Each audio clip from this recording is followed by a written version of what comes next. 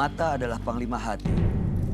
Segala yang kita kerjakan adalah wujud misteri yang bergejolak dalam hati. Baik, buruk, kejam, pilu, sampai kisah ironis. Semua akan kita kuak di sini, menembus mata batin. Di program ini kami akan menghadirkan orang-orang yang masih ataupun pernah melakukan tindakan yang di luar batas kewajaran. Dan malam hari ini, bintang tamu yang ada di samping saya adalah Mayang Yudita. Selamat malam Yudit. Halo malam. Terima kasih sudah hadir di Menembus Mata Batin. Ya, sama-sama. Kamu pernah punya pengalaman mistis nggak? Ada beberapa. Satu aja yang Oke. berkesan banget. Yang paling aku ingat itu waktu aku lagi syuting. Itu memang udah malam sih, sekitar 12:30 atau jam 1 malam gitu. Dan kondisi badan aku juga emang lagi kurang sehat, capek karena udah malam syuting. Ada satu adegan terakhir yang aku harus lari ke belakang rumah itu. Dan kebetulan memang rumah itu tuh banyak yang bilang, orang pada bilang syuting di situ tuh emang angker. Udah aku adegan lari ke belakang rumah, terus Di belakang ada orang yang nungguin? nggak ada. Sama sekali nggak ada, oke.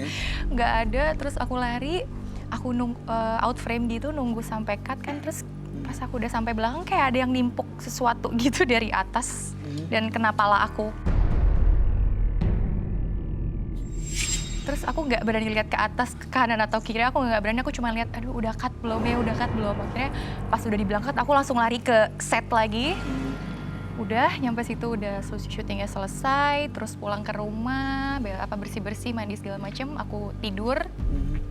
Terus aku tidur, aku tuh kayak nggak tahu mimpi atau apa tuh, di depan pintu kamar aku kayak ada yang ngeliatin gitu. Pas aku lagi tidur.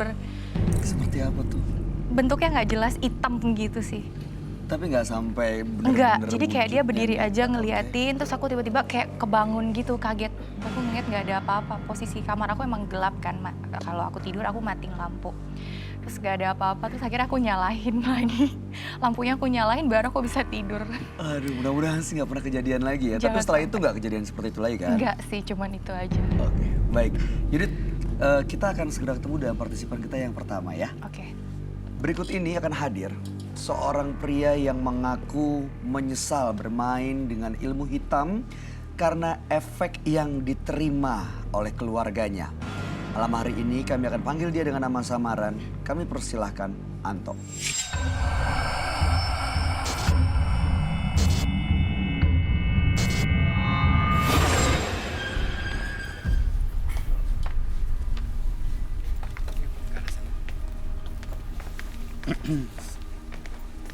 Silakan.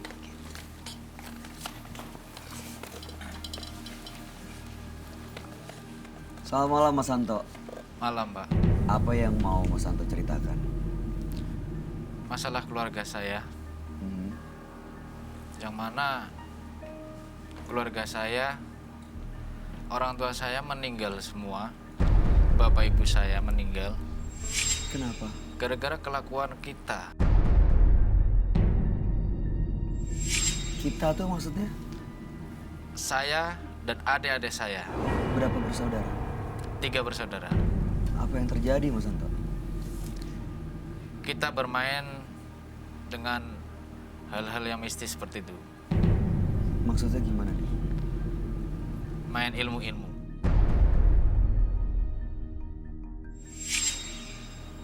Anda dan adik-adik dan kakak ini Iya. anak pertama. Saya pertama, Berarti Mas Anto dengan adik-adik mempelajari ilmu hitam. ilmu hitam. Berguru. Ya, Untuk apa waktu itu tujuannya? untuk Supaya kaya, supaya kebal, supaya kuat, atau untuk nyantet orang? ya waktu itu saya untuk supaya saya ditakutin sama orang.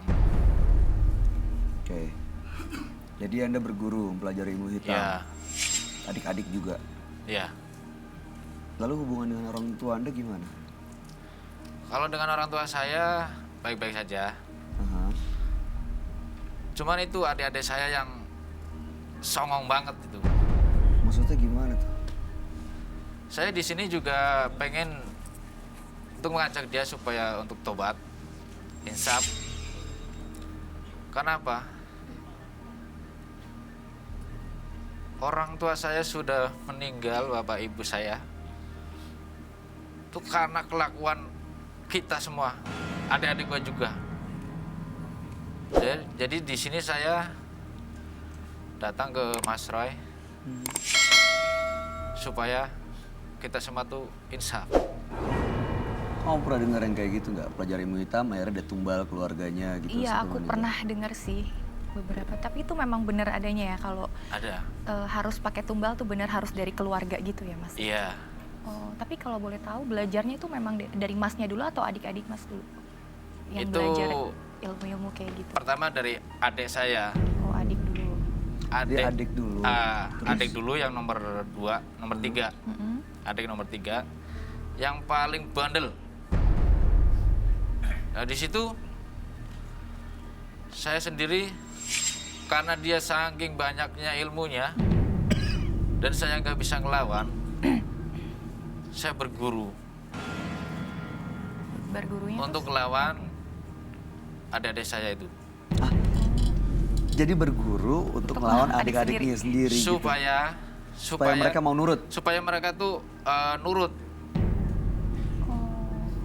Tapi Mas Santo yakin nih meninggalnya orang tua kaitannya ini karena mempelajari ilmu hitam. Ya, Karena Anda dengan adik-adik belajar ilmu hitam ya, gitu. ya. Meninggalnya gimana? Di situ karena tumbal daripada kelakuan kita. Di situ nanti satu persatu. Dan saya pengen insaf supaya adik-adik saya juga insaf semua. Sekarang hubungannya dengan adik-adik gimana? Baik. Baik, Pernah ada konflik gitu? ada Gimana ceritanya? ya di saat kita lagi ingat orang tua, kita ribut, berantem, dan di situ kita semua saling adu kekuatan ilmu kita. Itu di rumah ada Ya. ilmunya. Ya, entah di rumah, entah di jalanan. Tapi Mas pasti tahu resikonya apa kan dari awal udah ngambil Tahu. keputusan, tapi Iya. tetap mau ambil Heeh. keputusan itu. Makanya saya datang ke sini ke Mas Roy. Tujuannya untuk melepas Tujuannya semua. untuk melepaskan semua ilmu-ilmu pada diri gua dan adik-adik gua. Tapi saya mau tanya, adik-adiknya emang mau nih diajak kan kalau Mas Santo emang mau melepas semuanya. Ya, Iya. Adik-adiknya emang mau. mau. Oke, waktu sebelumnya ribut adu ilmu Nah, itu gimana kronologis ceritanya?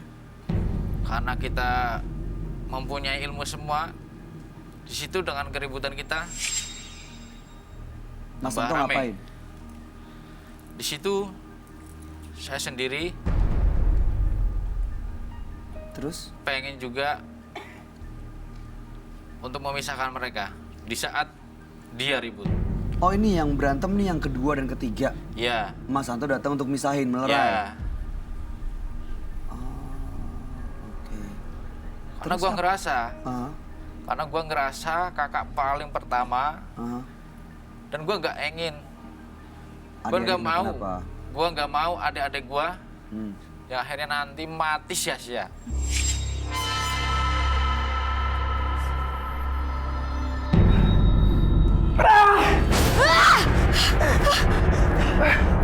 Apa-apaan sih lu, deh? Berisik lu, Kak! Gara-gara lu ritual jadi berantakan. Kok nyalain gua? Ini kan gara-gara semua! Gua nggak bisa dapat ilmu tinggi dibandingin lu, Kak! Dasar ada kurang ajar.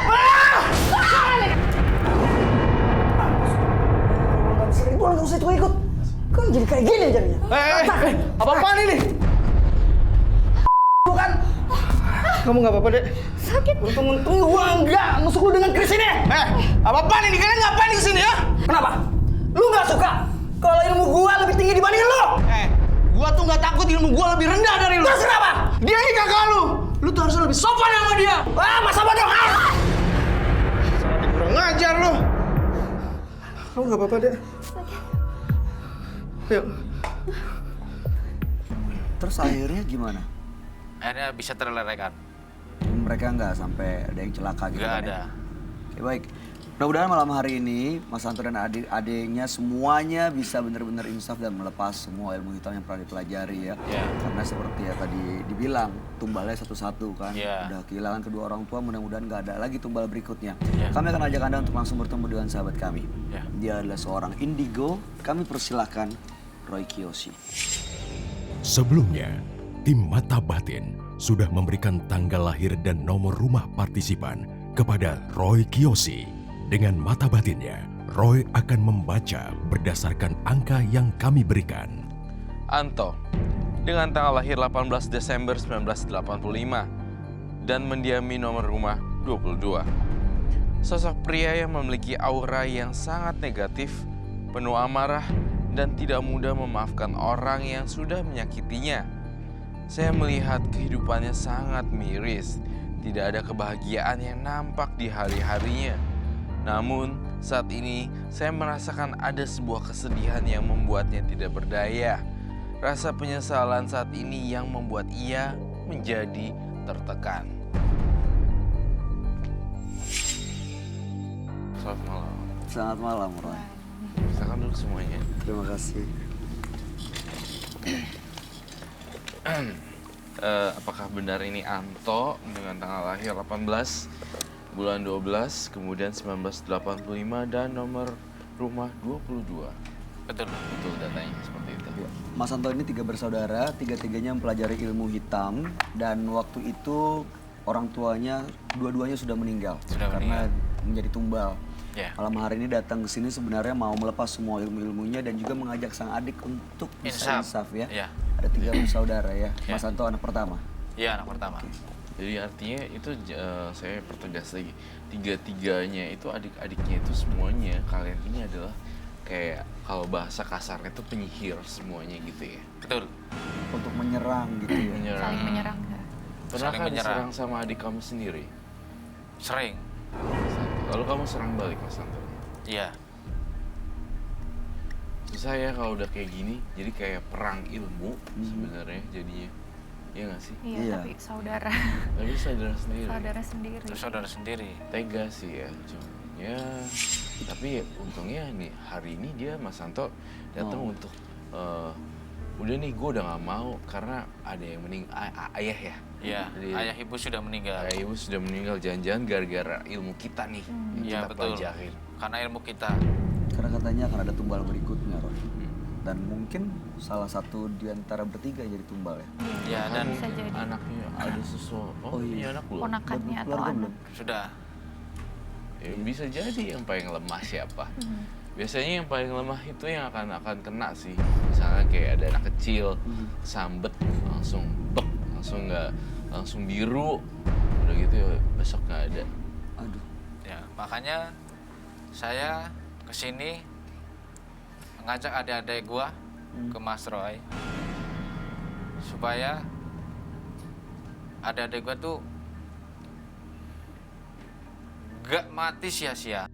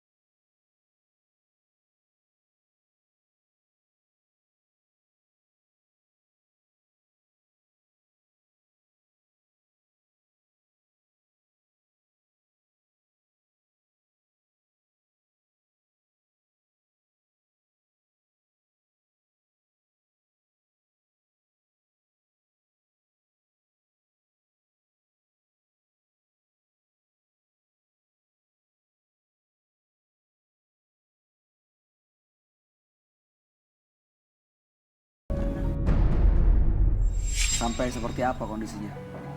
Sampai orang itu meninggal. Banyak korbannya, Mbak. Boleh lebih keras suaranya? Lumayan banyak Lebih dari 5. seperti itu. Oke. Kalau Mas Rino pernah mencelakakan orang lain juga? Sering malah, tiap hari. Setiap hari? Ya, Biasanya karena apa alasannya? biasanya dendam, Karena dendam? Dendam pribadi atau permintaan orang lain? perkataan biasanya. Oh, jadi ini sebenarnya bukan ada orang lain yang minta bantuan dari Mas Rino, tapi Kadang ini juga Mas... ada, kadang juga ada yang minta begitu, Aha. tapi tergantung dari saya juga. Tapi kadang saya juga sendiri, kalau saya sendiri nggak suka langsung. Apa yang terjadi kalau misalnya Mas Rino nggak suka sama seseorang gitu? Mas Rino apain dan sampai gimana? Tinggal liatin aja juga dia mati nanti. Diliatin aja sampai meninggal? Langsung meninggal. Rino, sini lu. Apa sih bang? Lu situ aja ngapain? Gue mau di situ. Tapi ada syaratnya. Saya melihat Kalau nggak suka ya udah, aku bisa pergi dari sini kok. Jangan. Biar di sana aja, nggak apa-apa ya Mas ya. Yang penting tetap di sini, karena tujuannya kan mau supaya nggak jadi insaf semua. saya melihat sesuatu ya dekat bintang tamu kita. Apa itu? Yudit. Yudit. What? Yudit. Excuse me. Aku juga kayak Yudit.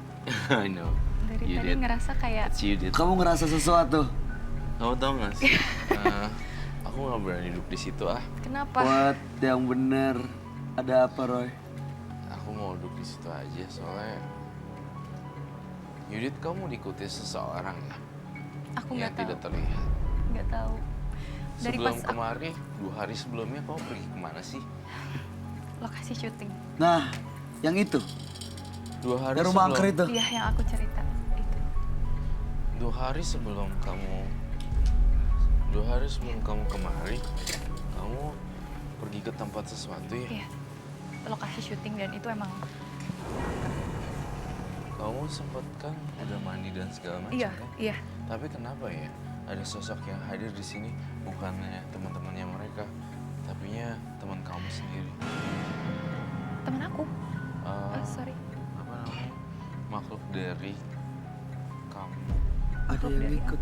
Dia bilang 2 hari lalu emang tempat syuting ke rumah angker. Udah gitu ada yang nimpuk dan begitu malam sampai di rumah ada yang ngetok. Bukan ada yang ngetok. Bayangannya tuh ada yang Pas datang. aku tidur, Bayangan aku ngerasa di depan bayangan pintu hitam. aku ada bayangan hitam. Terus aku kebangun.